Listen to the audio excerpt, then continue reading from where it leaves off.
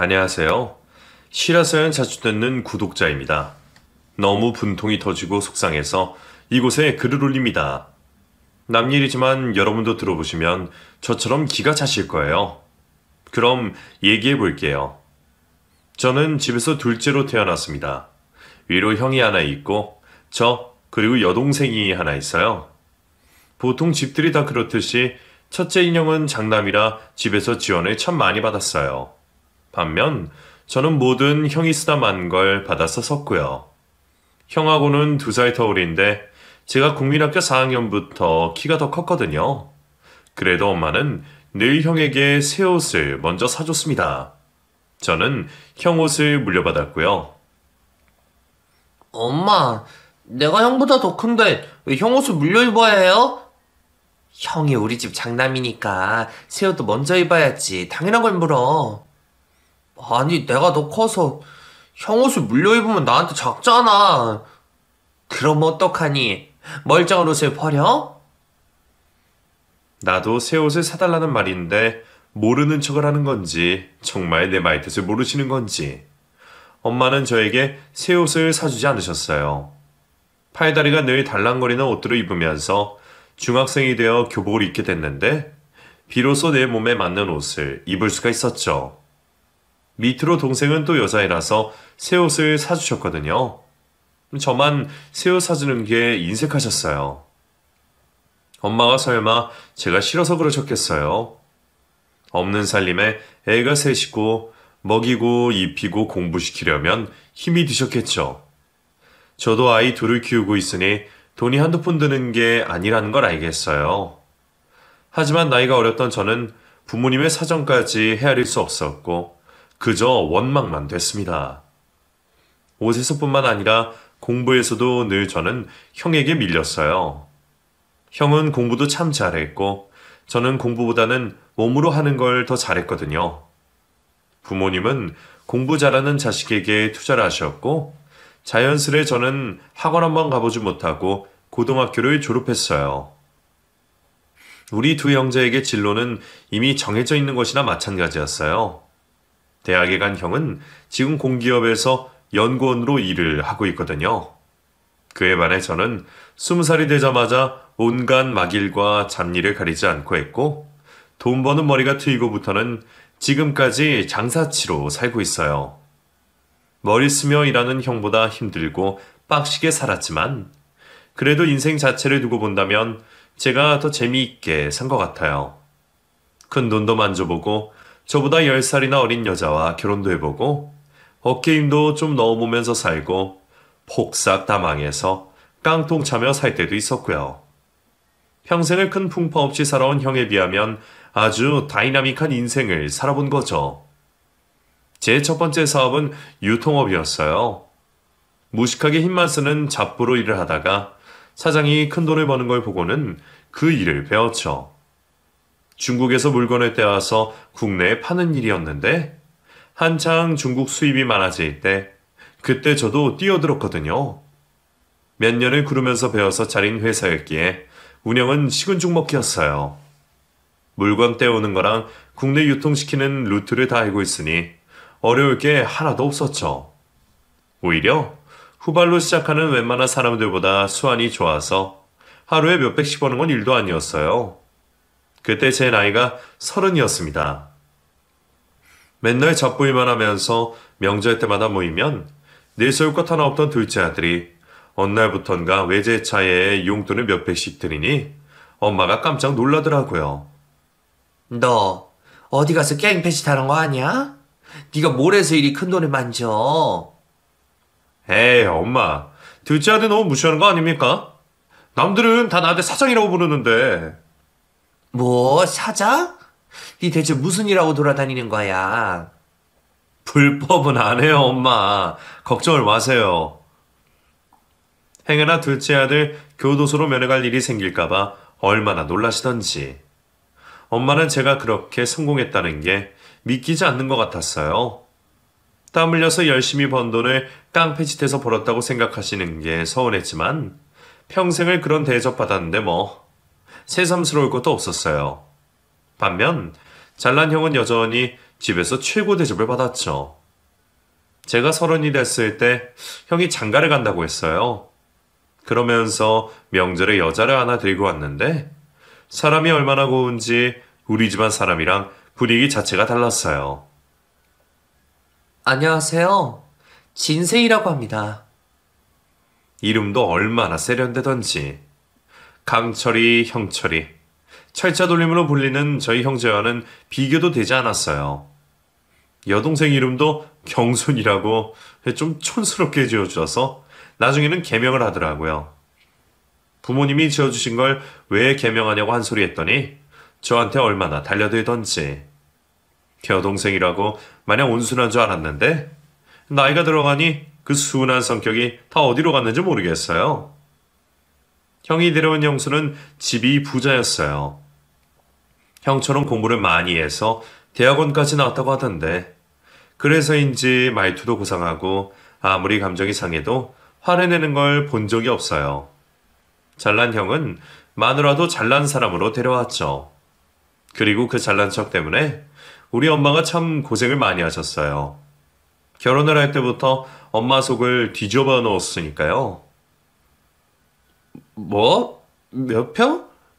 아유, 우리 형편에 그런 아파트 어떻게 구해?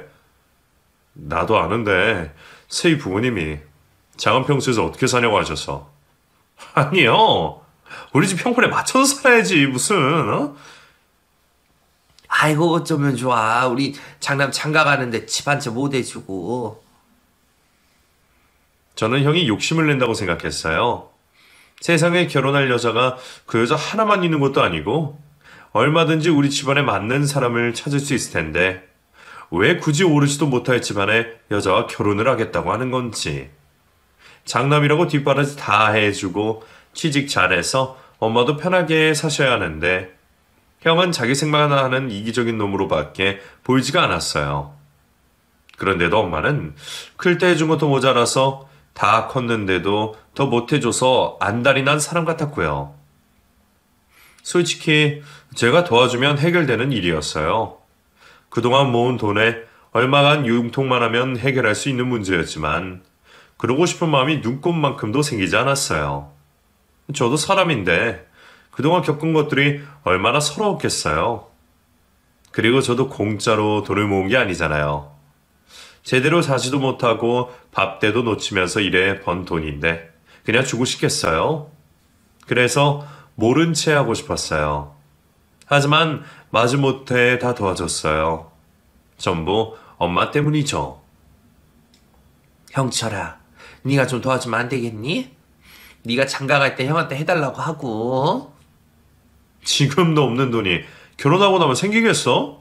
형이 무슨 수로 그 큰 돈을 갚아? 방법이 있겠지. 우리 형편에 과분한 집안이 맞지만 잘난 지 형한테는 그 집안이 맞는 것 같다. 언제나 엄마에게 1번은 형이었고 잘난 자식도 형이었어요. 엄마의 얘기를 들으면서 참 속이 쓰렸습니다. 하지만 저도 자식인지라 엄마가 마음 아파하는 걸 계속 보고만 있을 수가 없었어요. 그래서 제가 형 결혼 자금을 다 해줬습니다. 형은 제 두 손을 꼭 잡으면서 고맙다고 인사를 몇 번이나 했어요. 형이 못나서 미안해. 내가 다 나중에 갚을게, 형철아. 언젠가 다 갚겠다고 했던 그 말은 아직도 지키지 않고 있죠. 늘 그랬습니다. 집에서 힘들고 어려운 일은 제가 죄다 맡아서 했고 형은 빛나고 좋은 것들만 했어요. 결혼을 하고 나면 형수도 생기고 하니 엄마 아버지를 더 잘 챙길 거라고 희망을 걸어봤지만 오히려 처가댁만 뻔질나게 들락거리고 본가에는 명절이나 제사, 부모님 생신에만 겨우 얼굴을 비치고 그랬어요. 평생 아들 뒷바라지에서 잘 키워놨더니 남의 집 아들 행세를 하고 다니는 거죠. 정말 꼴 보기 싫었어요. 그래서 한마디 했습니다. 형이랑 형수 정말 너무한 거 아니야? 집에 자주 오지도 않으면서 오늘 엄마 생신인 것도 까먹어? 일이 바빠서 그랬어. 네 형수 지난주에 해외 출장 갔다가 들어와서 지금 시차 적응도 안 된 상태야. 그건 그거고 이건 이거지. 엄마 뭐 대단한 거 말해? 저녁에 와서 식사 한 끼 하는 게 다인데 그것도 제대로 못하냐? 하, 미안하다. 나 지금 바빠. 이만 끊을게. 형은 미안하다는 말만 할 줄 아는 앵무새 같았어요. 정말 미안하면 다음부턴 미안할 짓을 안 하면 될 텐데 그게 그렇게도 어려운 건지 저는 도통 형을 이해할 수가 없었어요. 너무 속이 답답해서 엄마한테 형 뒷담화를 좀 했더니 그게 또 듣기 싫으신지 형 역성을 드시더라고요. 강철이 걔가 그 집안으로 장가가서 얼마나 힘들겠어. 자꾸 전화 걸어서 힘들게 하지 말어. 엄마가 자꾸 형이랑 형수한테 오냐오냐 하니까 하는 짓들이 그렇잖아요. 동생이 되어서 형을 그렇게 말한 게 어딨어? 끝나지 않는 도돌이표 같은 거였어요. 엄마의 장남사랑은 끝이 없는 거죠. 제가 뭘 해도 바뀌지 않는 엄마의 모습에 저도 지쳤고 어느 순간 나에게 있어서 가족이란 게 의미가 없어졌습니다. 그런 생각이 들면서 참 불행해졌어요. 다행히 하는 일은 여전히 잘 됐지만 그것과 별개로 마음이 허해지더라고요. 정말 피곤한데도 잠도 푹 잘 수가 없고 먹는 것도 흥미가 떨어지고요. 괴로운 나날이 계속되면서 위로를 받고 싶은 마음에 책을 읽기 시작했어요. 친한 친구가 있는데 저더러 책을 좀 읽어보라고 권해줬거든요. 어릴 때부터 책과는 담을 쌓고 살았던지라 잘 읽히지가 않아서 시집을 읽기 시작했는데 그게 저에게 신의 한 수였어요. 시를 읽기 시작하면서 점점 마음이 평안해지기 시작했어요. 쉬는 날마다 북카페에 가서 책을 읽었어요. 집에서 읽는 것보다 분위기 전환도 되고 시가 눈에 더 잘 들어와서 다녔는데 그곳에서 저는 어떤 여자를 만나게 됐어요. 그 여자도 북카페 단골이었고 자주 오는지 저랑 자주 마주쳤죠. 처음엔 눈인사만 하고 그랬는데 어느 순간 서로 대화도 하게 되고 같이 차를 마시며 책에 대한 얘기도 나누게 되었어요. 그러면서 연락처까지 주고받게 되었어요. 나이 차이는 꽤 났습니다. 10살이 넘게 차이 났는데 저보다 어린데도 불구하고 대화가 참 잘 통했어요. 왜 대학에 안 갔어요? 집안 사정 때문에요. 제가 장녀거든요. 밑으로 동생이 둘이나 있는데 동생들 뒷바라지해야 해서. 집안 사정 때문에 대학 진학을 못했다는 그 여자의 사연을 들으면서 뭔가 모를 동질감을 느꼈어요. 그 여자는 장녀였고 저는 차남이지만 잘난 형 때문에 장남 역할을 하는 건 저였으니까요. 그래서 그런지 그 여자와 함께 있는 시간이 편안하고 즐겁고 그랬어요. 저희는 매주 만나서 차를 마셨어요. 그러다가 저녁을 같이 먹게 되고 술도 한 잔씩 할 수 있는 사이로 발전했습니다. 워낙 나이 차가 나서 저랑 만나는 게 재미없지 않냐고 물어봤어요. 전혀요. 저는 오히려 아저씨랑 만나는 시간이 재밌는데요. 제 또래 친구들은 뭔가 철딱서니들이 없는 것 같아서 재미없어요. 정말? 그렇게 생각해주면 고맙고. 그렇게 저희는 정을 쌓아갔고 몇 년 뒤 그 인연으로 결혼까지 하게 되었습니다. 사람 인연이라는 게 참 그렇더라고요. 자주 만나고 보고 같이 밥 먹고 그러다 보니 정이 쌓여서 결혼까지 하게 되고 당시 저는 가족들에게 많이 지쳐있을 때였어요. 고등학교를 졸업하고부터 저에게 돌아오는 것은 없어도 늘 1순위는 가족이었는데 그게 해도 해도 끝이 없으니 나중에는 지쳐버린 거죠. 인생의 회의가 밀려올 때 그 여자가 제 마음을 잡아줬어요. 그리고 저에게 안락함을 줬고요. 평생 같이 살고 싶다는 생각을 하게 만든 거죠. 그래서 결혼을 했습니다. 평생 같이 살고 싶어서요. 그런데 그 여자와 결혼하는 과정이 또 쉽지가 않았어요. 바로 장인 장모 때문에요. 서연이가 그동안 우리 생활비를 대줬는데 자네가 서연이를 데리고 와버리면 우리는 어떻게 사나? 네? 그게 무슨 말씀이신지. 결혼 승낙을 받고자 찾아간 날 장인 장모 되실 분들이 이렇게 말하더군요. 그 말을 듣고 저는 황당한 표정을, 아내는 부끄러워 고개를 들지 못하고 있었어요. 그러니까 우리가 나이가 있어서 사회생활이 어렵단 말이지. 자네 돈 잘 번다면서. 우리 서인이 들어가려면 집 한 채 해주고 가게. 아빠, 너는 조용히 앉고 앉아있어. 저보다 나이가 훨씬 많으신 분들이 참 나이감 못하고 사람답지 않은 말을 했습니다. 정말 기가 막혔어요. 자기 딸과 결혼하겠다는 사람한테 집 해주고 데려가라고 하다니요. 그 여자가 당황해서 소리를 질렀지만 잔말 말고 가만히 있으라는 핀잔만 들을 뿐이었어요. 화가 나서 미치겠더라고요. 부모라는 사람들이 자식 결혼을 두고 물건 흥정하듯이 하는 모습이 사람 같지 않아 보였어요. 조금이라도 빨리 그 집에서 데리고 나와야겠다는 생각이 들었어요. 그래서 집 해준다고 했습니다. 집 해주고 2년 끊자고요. 그러면 원하는 대로 해준다고 했어요. 저는 조금이라도 고민할 줄 알았습니다. 그래도 자기 자식인데 연 끊자고 하면 긴장하겠지. 하지만 웬걸요. 흔쾌히 알겠다고 하더군요. 그래서 그날 바로 짐을 싸서 그 여자를 데리고 나왔어요. 이제는 부모님 집에 얼씬도 하지 말라면서요. 주워온 자식도 아니고 자기 친자식을 이렇게 대하다니. 제 상식으로는 도저히 이해가 되지 않는 사람들이었어요. 결혼을 하고 참 행복했습니다.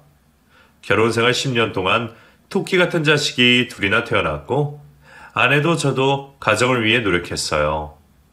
아이들이 자라는 모습을 보면서 제가 세상에 태어난 이유를 알게 됐고 또 제가 부모가 되면서 부모님의 마음도 조금은 이해를 하게 됐고요. 무엇 하나 부족함 없는 아주 만족스러운 결혼 생활을 하고 있었는데 저에게 큰 문제가 생겨버렸어요. 하고 있던 사업이 제대로 안 되기 시작한 겁니다. 제가 사업을 처음 시작할 때는 중국 수입이 막 시작된 단기라 꽤 수입이 짭짤했어요. 조그만 애를 쓰면 큰 돈을 벌 수 있는데 이 일도 경쟁업체가 늘어나면서 점점 어려워지기 시작했죠. 다른 사업으로 갈아타야 하나 고민을 하고 있을 때 친구가 베트남 쪽으로 사업을 돌려보자고 했고 그 과정에서 일이 틀어져 투자금을 상당히 잃어버리게 됐어요. 한번 자금 쪽으로 일이 꼬이기 시작하니 마치 도미노처럼 여기저기 문제가 터지기 시작했어요. 저는 막아보려고 이리 뛰고 저리 뛰며 애를 썼고 상황이 그러다 보니 집에도 잘 들어갈 수가 없게 됐죠. 자금이 부족했던 저는 이리저리 다 알아보고 다녔는데 본가와 형에게도 도와달라고 했어요. 그동안 제가 한 게 있는데 당연히 어려울 상황에 얼마라도 도와주실 거라고 생각했는데 제 예상은 보기 좋게 빗나가 버렸어요. 연로하신 부모님은 둘째치고 형은 진짜 도와줄 거라고 믿었는데 딴소리를 하더군요. 미안하다 영천아. 나도 얼마 전에 주식으로 왕창 잃어서 돈이 없어. 형수는? 형네 경제권 형수가 쥐고 있다며. 형수는 융통할 수 있는 자금이 있을 거 아냐. 말해봤는데 어려울 것 같다. 와, 이건 아니지. 형 결혼할 때 내 돈으로 다 했잖아. 미안하다. 앵무새라는 별명에 맞게 미안하다는 말만 반복하는 형이었어요. 분명 여유가 있어 보이는데도 끝까지 발뺌하는 모양이 정말 많이 서운했어요. 그동안 제가 한 것들이 모두 부질없는 짓이었던 게 여실히 느껴졌습니다. 자금줄이 죄다 막히면서 아내에게 상황을 설명했어요. 그리고 집에 모아둔 돈이 있는지 물어봤죠. 한 달의 생활비를 과하게 줬거든요. 그걸로 생활비도 쓰고 적금도 넣으라고요. 제가 사업을 하고 있으니 자금이 필요할 때가 있을 수도 있다고 했기에 그 돈이 얼마 있냐고 물어봤는데 생각지도 않은 대답이 돌아왔어요. 모아둔 돈이 없어요. 뭐? 돈이 없다니. 왜 없어? 그게 실은 우물쭈물 말을 못하는 아내를 다그쳤고 마지못해 입을 열었는데 그 돈들이 친정으로 들어갔다는 말이었어요. 처갓집에 들어갔다고? 당신 계속 집이랑 왕래하고 있었어? 아빠가 자꾸 전화가 와서 수시다셔야 하고 동생이 사고 친 것도 있어서. 내가 당신이랑 결혼할 때 집 해준 거 몰라? 그 집이랑 당신이랑 맞바꾼 거잖아. 그 사람들 그런데 계속 돈을 주고 있었다는 거야? 어쩔 수가 없었어요. 미안해요, 여보. 기가 막혔어요. 온몸에 힘이 쭉 빠지더군요. 저한테 한마디 상의도 없이 그렇게 해버리다니 배신감마저 들었어요. 내 아내이고 내 아이들의 엄마이기에 그렇게 믿고 있었는데 어떻게 사람이 이럴 수 있는지 정말 실망을 많이 하게 됐어요. 결국 제 사업은 망했고 빚만 잔뜩 더하는 채 모든 것을 잃어버렸어요. 희망이 없었습니다. 돈도 내 사업도 그리고 사람까지도 죄다 잃어버린 것 같았어요. 저는 마음에 다해 살았건만 다른 사람들은 하나같이 저에게 빨대만 꽂고 쭉쭉 다 빨아먹는 것 같았어요. 어느 하나 저를 위해주는 사람이 없는 세상. 정말 포기하고 싶었습니다. 가족들과 연락을 끊어버리고 높은 산을 올랐어요. 산세가 험해 군데군데 절벽이 많은 높은 산이었어요. 오후 늦게 산을 타기 시작해 꾸역꾸역 정상을 올랐더니 어느새 해가 지평선 너머로 넘어가고 있었죠. 지는 해를 보며 마지막 발버둥처럼 붉게 타오르는 해를 보며 모든 게 끝이구나 하는 생각을 했습니다. 이 고달픈 인생. 끝내고 나면 편할 것 같았어요. 그래서 절벽 아래를 보며 모진 생각을 했습니다. 두 눈에서 눈물이 줄줄 흐르고 그 순간에 머릿속으로 부모님과 아이들의 얼굴이 차례로 지나쳤어요. 이제는 연세가 많아서 예전과 많이 다른 모습인 어머니와 아버지. 꼬물거리던 게 엊그제 같은 아이 둘. 그 얼굴들이 떠오르자 차마 발을 내디딜 수가 없더군요.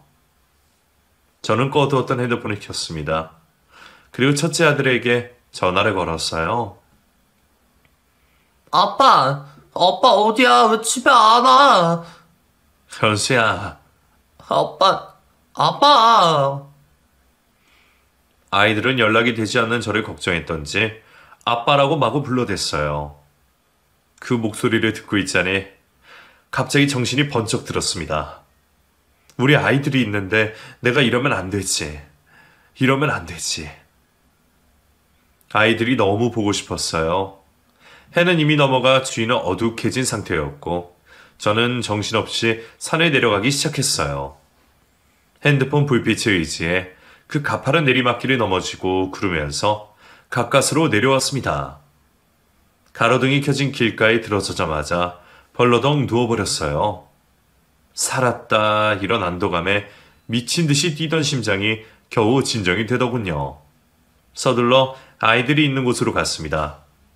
부랴부랴 집으로 갔더니 문을 열자마자 아이들이 제 품 안으로 뛰어들었어요. 두 아이를 품에 가득 안고 저도 뜨거운 눈물을 흘렸습니다. 내 새끼들을 두고 무슨 생각을 했던가. 스스로를 자책하고 있는데 아내가 조심히 제 손을 잡더군요. 눈을 떠 쳐다보니 무릎을 꿇고 용서를 빌었어요. 당신이 어떤 마음으로 나 결혼했는지 뻔히 알면서 당신에게 실망을 줬어. 미안해요. 다시는 당신 실망시키는 일 없을 거야. 믿어줘요. 눈물이 사정없이 흐르는 아내의 얼굴을 보면서 가엾게 느껴졌어요. 부모 자식 간은 천륜이라는데 제가 억지로 떼놓는다고 그게 될까요? 마음이 약한 아내는 자기 부모의 부탁을 더욱 거절하지 못했을 겁니다. 저는 아내도 품에 당겨 안으며 미안하다고 했어요. 마음을 옹졸하게 먹은 내가 미안하다고 사과를 했죠. 정말 큰 위기가 닥쳤지만 그 일을 겪으면서 오히려 저희 가족은 더 똘똘 뭉쳐진 기분이었어요. 하던 사업을 폐업 신고를 했고 저는 개인 파산을 했습니다. 살던 집도 처분을 하고 작은 반전세 집으로 이사했어요. 반전세라도 구할 수 있어서 감사할 일이었어요. 당장 먹고 살 생활비를 벌어야 했기에 아는 형님이 운영하는 중국집에 주방보조로 일을 하러 들어갔어요. 형님은 중국집을 꽤 크게 운영하고 계셨는데 주방은 남자 직원만 뽑아서 쓰셨어요. 그래서 제가 일을 할 수 있었죠. 우리 가게 바빠서 주방이 힘들어. 너 괜찮겠냐? 주방일은 한 번도 안 해봤잖아. 나 해봤어요. 군대에서 취사병이었잖아요. 배 안 끼치게 열심히 할게요. 받아서 고마워요, 형. 우리 형철이 일하면 내가 발 벗고 나서야지. 형철아, 다시 일어나자. 할 수 있어. 네, 형. 형님의 말대로 일은 정말 빡셌습니다. 주방이라 덥기도 엄청 덥고 음식은 속도가 또 생명이라 마감 시간까지 쭉 긴장하며 일을 해야 했어요. 뜨거운 중식팬에 팔 군데군데가 데이고 재료 손질을 하다가 날카로운 칼에 베이는 건 일도 아니었어요. 쓰라리고 따가워도 상처를 돌볼 시간 없이 일을 해야 했습니다. 군대에서 취사병으로 했던 일과 완전히 딴판이었어요. 남자인 저도 많이 힘든 일이었고요. 하루 종일 일하고 집에 들어가면 골아떨어지기 일쑤였지만 힘들어도 할 수 있는 일이 있다는 게 감사했어요. 그래서 더 악착같이 일을 했습니다. 이왕 시작한 일이니 중식 요리라도 제대로 배워야겠다고 생각했어요. 생활비에 은행비까지 정리하고 나면 남는 게 얼마 없었어요. 그래서 아내도 일을 시작했고요. 아이들은 학원도 여러 개 다닐 여력이 되지 않아서 시에서 운영하는 돌봄 교실을 이용하고 자기들끼리 집에서 공부하고 그랬어요. 해주고 싶은 게 많은데 다 해주지 못하는 무능력한 부모라 얼마나 미안했는지 모릅니다. 그 아이들을 위해서라도 더 악착같이 일을 했어요. 이왕이면 내 가게를 차릴 생각도 하면서요. 주방 경력이 쌓이면서 점점 저도 할 수 있는 게 늘어났어요. 그리고 자신감도 붙었고요. 형님은 그런 저를 응원해 주셨고 어느 순간 요리도 할 수 있게 되었습니다. 더 이상 주방 보조만 하는 직원이 아니었죠. 제 머릿속에는 하루 종일 요리만 생각하게 되었어요. 메인 주방장님께 배울 것도 많았지만 저는 좀 더 다양하게 알고 싶었고 퇴근 후에는 따로 공부를 할 정도로 열성을 보였는데 그러다가 메뉴 개발에 제 아이디어가 들어가게 되었어요. 형님은 제 의견을 적극 반영해 주셨고 요리가 메뉴에 추가되었는데 그걸로 완전히 대박을 치게 된 거죠. 안 그래도 손님이 많은 식당에 새로 만든 요리가 입소문 나면서 손님이 더 많아지게 되었고 저의 입지는 더욱 굳어지게 되었어요. 일이 더 많아졌지만 월급도 오르고 추가로 인센티브도 받았어요. 덕분에 바닥까지 추락했던 저의 자존감이 다시 올라왔고 자신감이 생겼습니다. 내가 네 덕분에 재미 봤다. 그래서 2호 좀 내려고 하는데 네가 맡아서 해볼래? 네? 정말요? 그래. 내가 오픈 도와줄 테니까 나중에는 네가 인수하던지. 형님. 너도 나이 계속 먹어가는데 뭐라도 해야지. 언제까지 내 밑에 있을 거야? 고마워요, 형님. 가족복은 없어도 제가 인복은 있었던지 그 형님 덕분에 가게를 새로 운영하게 되었어요. 인건비를 줄이기 위해 아내에게 같이 하자고 했고 직장에서 계약직으로 일하던 아내는 그 일을 그만두고 저와 식당을 운영하게 되었어요. 아내 역시 식당은 처음이라 일을 익히는데 많이 힘들어했지만 그래도 이 악물고 열심히 했고 오픈을 하고 6개월 정도 지나자 안정되기 시작했어요. 그리고 조금씩 입소문을 타기 시작하더군요. 모르겠습니다. 그때 운이 들어오려고 했던 건지 가게는 점점 손님이 늘어났고 곧 예약 없이는 식사를 못할 정도로 대박이 났어요. 진짜 믿기지가 않아요. 이렇게 손님이 많을 줄은 꿈에도 몰랐어. 당신이 홀에서 중심을 딱 잡아주니까 내가 음식 만드는데 집중할 수 있었어. 다 당신 덕분이야. 내가 뭐 한 게 있다고. 당신이 열심히 해줘서 그렇지. 이대로라면 빚 다 갚고 집도 다시 살 수 있겠어. 우리 조금만 힘내자. 알았지? 응, 여보. 물 들어올 때 노저으라고. 저는 타이밍을 놓치고 싶지 않았어요. 하루도 쉬지 않고 온 정신을 요리에 쏟았는데 결국 건강에 적신호가 들어오기 시작했어요. 코피가 매일매일 났거든요. 시뻘건 피를 보고 있자면 저도 걱정이 됐지만 그렇다고 문을 닫고 검사를 받으러 갈 여유가 없었기에 휴지로 틀어막고 일했습니다. 다시 재기할 수 있는 기회를 놓치고 싶지 않았던 마음에 제 자신에게 더 엄격해질 수밖에 없었어요. 그 덕분인지 모르겠지만 식당은 잘 됐어요. 웨이팅 손님은 계속 있었고 제가 만든 음식을 먹는 사람들은 하나같이 맛있다고 해줬고요. 정말 신이 나서 일을 했어요. 그런데 그때 저에게 위기가 또 한 번 찾아옵니다. 이번에는 상상도 하기 싫은 아내의 외도였어요. 정말 상상도 못했습니다. 내 아내가 외도라뇨. 외도라뇨.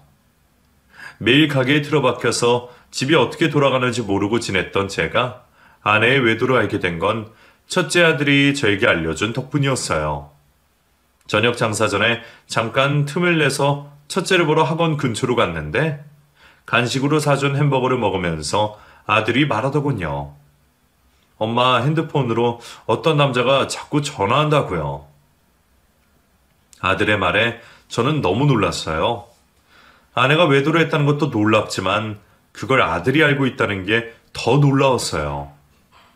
그동안 우여곡절이 많아서인지 첫째는 나이답지 않게 의젓했고 엄마의 외도를 정확하게 알고 있었어요. 가게가 너무 바빠지자 아이들이 방치는 것 같아서 직원을 하나 더 구했어요. 저녁에 아이들이 올 시간에는 집에 들어가서 챙겨주고 싶은 마음에 그리했는데 첫째가 엄마랑 있다가 남자한테 전화 오는 걸 본 겁니다. 아내는 핸드폰을 하루 종일 손에 쥐고 살았는데 뭘 하는지 메시지 창을 보면서 키득키득 대기도 하고 통화도 자주 했어요. 동네 아줌마들이랑 연락하고 지내는가 보다 했는데 바람을 피우고 있었던 거죠. 첫째는 학원 때문에 둘째보다 늦게 집에 오는데 집 앞에서 웬 남자가 엄마를 끌어안는 걸 봤대요. 너무 싫어서 저에게 먼저 알려줬고 덕분에 알게 되었어요. 내 아내의 외도를요. 아들에게 너무 미안했습니다. 이런 상황을 겪게 한 게 다 제 탓인 것만 같아 미안해 어쩔 줄을 몰랐어요. 아들은 저에게 다 얘기하고는 담담하게 말을 했습니다. 내 주변에 이혼한 친구들 많아. 나는 엄마도 사랑하지만 아빠도 정말 많이 사랑해. 아빠가 엄마랑 이혼하겠다고 해도 나는 이해해줄 수 있어. 저는 아들을 끌어안고 눈물을 흘릴 수밖에 없었어요. 가장으로 책임을 다하기 위해 애썼던 지난 시간들. 내 나름 최선을 다하느라 집에 소홀하기만 했는데 아들이 언제 이만큼 컸는지. 자식이 자라는 것도 제대로 모르고 일에 파묻혀 살기만 한 제 자신이 후회되기도 했어요. 아들과 헤어지고 저는 가게 문을 닫았어요. 저녁 장사도 다 포기한 채 예약 손님께는 일일이 전화를 드려 1호점으로 다시 예약을 도와드리며 죄송하다고 했어요. 가게를 오픈하고 문을 닫는 건 처음이었고 손해도 컸지만 돈이 문제가 아니었습니다. 당장 집으로 가서 아내와 마주했어요. 그리고 제가 아는 걸 물었죠. 남자 생겼냐고요. 그랬더니 발뺌을 했습니다. 당연히 발뺌을 하겠죠. 저는 첫째가 알려준 내용을 제가 본 것처럼 하며 떠봤어요. 그리고 핸드폰을 빼들어 통화 내용을 살펴보는데 갑자기 전화벨이 울리는 겁니다. 저는 스피커폰으로 돌려서 받았고 곧이어 남자 목소리가 흘러나왔어요. 나야. 좀 이따가 집 근처로 갈게. 나와. 오늘 너무 보고 싶다. 기가 차서 말이 나오지 않았어요. 핸드폰을 뺏으려는 아내의 손을 뿌리치고 있는데 서연아! 서연아? 무슨 일 있어? 여보세요? 제 차 아내 이름을 부르는 남자였어요. 빼도 박도 못할 증거가 나온 겁니다. 아내는 두렵다는 듯 저를 보며 고개를 가로치더군요. 이 새끼, 너 어디야? 당장 이리로 와. 내가 가만 안 둘 테니까. 전화를 건 놈에게 말했습니다. 억누른 목소리로 말했더니 이 자식이 대꾸도 없이 바로 끊더군요. 다시 전화를 걸어보니 전화기가 꺼져 있다는 안내음이 나왔어요. 결국 외도까지. 너 진짜 가지가지 않나, 어? 여보, 아니야. 당신이 오해한 거야. 우리 이런 사이 아니야. 우리? 우리? 너랑 나는 이제 끝이야. 끝내자. 안 돼. 안 돼, 여보. 외도를 할 때는 살던 남자와 헤어질 각오까지 하고 즐기는 거 아닙니까? 이혼하자고 하면 쌍수리 들고 환영해야지 왜 안 된다고 하는 건지. 저는 도통 이해가 되지 않았어요. 저는 집요하게 질문했어요.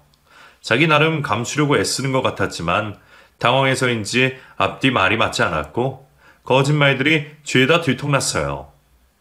하나하나 따지고 봤더니 세상에 외도를 한 지 7년이나 된 겁니다. 제가 사업할 때에도 외도를 하고 있었던 거죠. 제가 벌어다 준 돈들이 전부 처가에 들어간 줄 알았는데 외도남한테도 펑펑 썼던 것 같았어요. 간이 배 밖에 나와도 어느 정도 것이지. 사람을 기반해도 유분수지 말입니다. 저는 분노했습니다. 도저히 참을 수가 없었고 그래서 한 대 때렸어요. 미안하다고 제발 용서해달라고 순진한 척하며 눈물을 흘리는 그 모습이 가증스러워 손이 절로 나갔고 따귀를 때리고 말았어요. 그 작은 얼굴이 휙 돌아갔지만 전혀 불쌍한 마음이 들지 않았어요. 많이 아팠을 텐데도 미안하다며 제발 용서해달라고 싹싹 빌더군요. 더는 한 공간에 있을 수가 없어서 밖을 나와버렸어요. 그 길로 변호사 사무실을 찾았습니다. 변호사와 상담을 하고 이혼 소송을 하기로 결정했어요. 이혼을 하지 않겠다고 나오는데 소송으로 가야죠. 아이들이 마음에 걸렸지만 그 여자 밑에 자란다고 더 좋을 것도 없을 것 같았어요. 준비는 착착 진행되었고 증거도 수집했어요. 그런 와중에 가게로 반갑지 않은 손님들이 찾아왔습니다. 바로 인연을 끊었던 장인 장모였어요. 사장님, 손님이 사장님을 찾는데요? 나를? 무슨 일이지? 직원의 호출에 홀로 나가보니 장인 장모가 떡하니 서서 저를 쳐다보고 있더군요. 김서방, 잘 있었나? 사람이 무심하기도 하지. 얼마나 바쁘면 처가에 한번 오지를 않아? 여기는 어쩐 일이십니까? 섭섭한 소리 하네. 우리 이렇게 세워둘 건가? 둘은 가게를 둘러보며 저에게 살가운 척을 했어요. 못마땅했지만 보는 눈들이 있어 룸으로 데리고 들어갔어요. 자네가 식당을 크게 한다는 게 우리 동네에도 소문이 났어. 내가 자네 보러 한번 온다는 게 바빠서 말이야. 이제 왔네 그려? 반가워할 사람 어디 있다고 오세요? 이 사람 뻣뻣한 건 여자한 거 그래? 어? 우리 딸 데려가서 자네 운이 이렇게 좋은 건지 모르고 말이야. 사람이 유연해야지 자꾸 그렇게 뻗대면 크게 부러질 날이 올 거야. 장사가 잘 될수록 겸손해야 되는 법이고. 부끄러운 줄도 모르고 저에게 훈수를 두는 모습을 보면서 내가 참 장가를 잘못 갔구나. 그런 생각이 들었어요. 이런 몰상식한 사람들 밑에서 컸으니 그 자식도 부끄러운 줄도 모르고 바람이나 피우고 그렇게 사는구나. 새삼스럽게 깨달음을 느꼈어요. 제가 자기 딸이랑 곧 이혼하는 것도 모르고 어른이랍시고 계속 훈수를 두는데 듣고 있기 참 불편했습니다. 저는 바쁘다고 말하며 용돈을 물었어요. 그랬더니 예상대로 돈을 요구하는 겁니다. 피차 반갑지 않은 사이에 용건이 그것 말고 뭐가 있겠어요? 우리 딸 데려가서 이만큼 사는데 우리도 덕을 좀 봐야지. 그러니까 우리가 서연이 키웠는데 형편이 어려우면 모를까. 잘 되면 당연히 용돈도 주고 그러는 게 인지상정이지. 그동안 그만큼 가져갔으면 됐지. 더 필요하십니까? 이제는 주춤할 필요도 없었어요. 그래서 하고 싶은 말을 그대로 뱉었더니 억울하다는 듯이 두 눈을 동그랗게 뜨고 저를 쳐다보는 겁니다. 자네, 말 조심하게. 우리한테 뭘 그리 많이 줬다고. 정말 그렇게 생각하세요? 저한테 받아간 게 얼마인지 제가 쭉 적어볼까요? 눈 하나 깜짝하지 않고 말했더니 괘씸하다는 듯 저를 노려보더군요. 그 눈길을 저도 피하지 않고 맞받아 쳐다봤고요. 자네가 그렇게 생각하고 있다니 안타깝네. 그렇지만 우리도 할 말이 있네. 자식이 자라서 부모를 공양하는 건 당연한 이치야. 공양이 아니라 자식을 가지고 거래하신 것 아닙니까? 저한테 파셨잖아요. 아파트 한 채요. 이 사람 큰일 날 소리 하고 있어. 자네 이렇게 나올 건가? 아직 할 말 많습니다. 장인 장모라는 사람은 마치 사기꾼 같았어요. 요리조리 말을 돌려서 저한테 뭐라도 빼내려고 애쓰는 게 참 한심하게도 보였고요. 나는 1억을 받아가야겠네. 자네 결혼 이후로 용돈 한 푼 제대로 안 줬지 않은가? 1억이면 많은 것도 아니지. 1억이라니. 아직도 은행에 빚 갚는다고 다달이 돈을 보내고 있는데 게다가 자기들 딸이라는 사람은 저를 기만하고 무려 7년이나 바람을 피웠는데 저더러 돈을 내놓으라니. 말도 안 되는 상황이었어요. 저는 천천히 움직여 카운터 서랍에 넣어뒀던 봉투를 갖고 왔습니다. 봉투 안에 들어있던 서류를 꺼내 두 사람에게 보여줬어요. 이미 작성이 끝난 법원에 제출만 하면 되는 이혼 소장이었죠. 이게 뭔가? 조강지처를 지금 버리려고 하는 거야? 자네, 제정신인가? 그 조강지처가 저 몰래 재산을 빼돌리고 외간 남자와 무려 7년이나 붙어 먹었답니다. 여기 증거도 다 있는데 한번 보시겠어요? 뭐?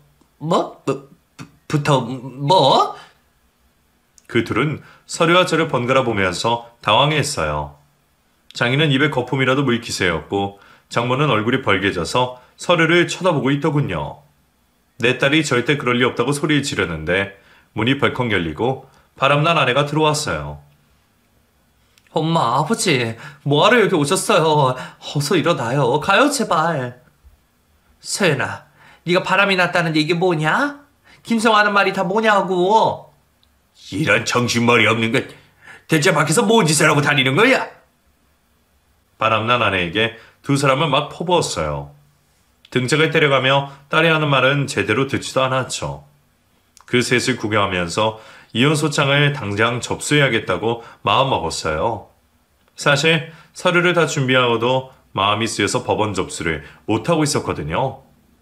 그동안 저를 기만해왔으면서 진심이 아니었다고 잠시 정신이 나갔었다면서 용서를 비는데 그 모습에 일말의 불쌍한 마음이 들었어요. 하지만 그날 모든 잡념을 정리했습니다. 이 사람들이랑 연을 끊어야겠다. 그게 최선이다. 결론이 난 거죠. 바람나 아내는 저에게 계속 용서를 빌었어요. 저랑 헤어질 생각으로 바람 피웠던 건 아니라는 아주 이기적인 설명을 덧붙이면서요. 하지만 저는 단호했고 법원에 서류를 제출했습니다. 그리고 인연을 끝내 끊어내버렸어요. 이혼 후 아이들은 제가 맡았습니다. 아이들도 웬만큼 커서 엄마가 없지만 자기들 일을 곧잘 해요. 그리고 제 눈치를 보는 것 같지만 제 앞에서 절대로 엄마 이야기를 하지 않아요. 그 모습이 짠하면서도 모른 체 하고 있습니다. 앞으로도 엄마와 함께 살 일은 없으니 적응을 해야죠. 아이들도. 남자 셋이 사는 생활. 여자 없이 힘들게 산다고 불쌍하게 여기질지도 모릅니다. 하지만 저는 이 생활이 너무 좋아요. 더 이상 잡생각을 할 필요 없이 각자의 맡은 일에 집중하면서 또 쉴 때는 좋아하는 것도 즐기면서 그렇게 지내고 있어요. 반면 그 여자는 이혼을 했는데도 제 주변에 얼쩡거리며 기회를 노리고 있어요.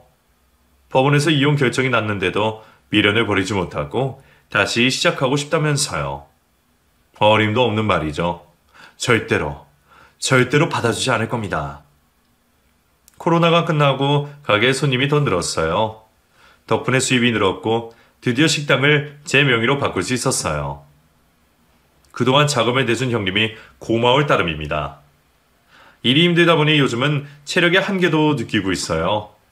할 수 있을 때까지 최선을 다해 우리 아이들 뒷바라지 열심히 하고 제 노후도 챙겨서 멋지게 은퇴하고 싶어요.